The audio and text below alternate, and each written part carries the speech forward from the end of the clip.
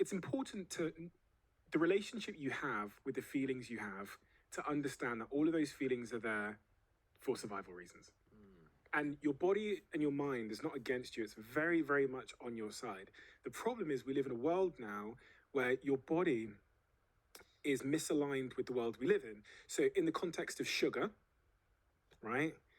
The reason why we have sugar cravings is because if you came across berries on the Serengeti, let's say, 10,000 years ago, eating those berries kept you alive. So your brain is attuned to eat more of them. The reason why we struggle to lose weight and lose belly fat is because the amount of belly fat you had correlated to how long you had left to live. You know, so your body has this, the brain is trying to defend your weight. So losing weight is difficult because if you go for a big run, your body will then overcompensate with hunger and make you eat more. So that's why they often say cardio is not a great way to lose weight. You'll just end up eating more. The body is on your side. Comparison is important, really, really important and useful. And it's ingrained in all of us because we don't have time to make decisions about things in the real world.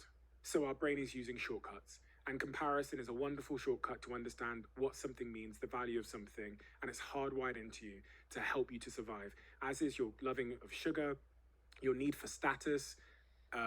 Again, important for you to fit into your tribe. If you were kicked out of your tribe, then you would die, your body would go into self-preservation, your stress levels would go up, you'd sleep less, you'd live 7 years less longer. So all of these things that we fight with, we shouldn't be fighting with ourselves. It's just a case the world has changed and the body hasn't evolved to deal with it. Comparison's one of them. It's ingrained in us. We all have it. I'm sure I can compare myself every day to everybody I meet, and I see this guy on Instagram with great muscles, and I go, Jesus, what am I doing over here with this? You know, I'm doing that at all times, and I have empathy with myself for that, because it's important to start with a place of empathy towards that and not like self-resentment. Okay, so it's normal to compare ourselves.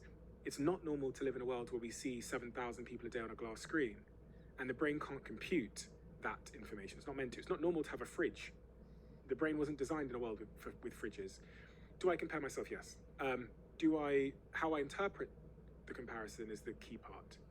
So I look at things you've done over the years and I go, man, that's so dope. We can do that. I look at what Mr. Beast has done and go, I'm like studying this guy.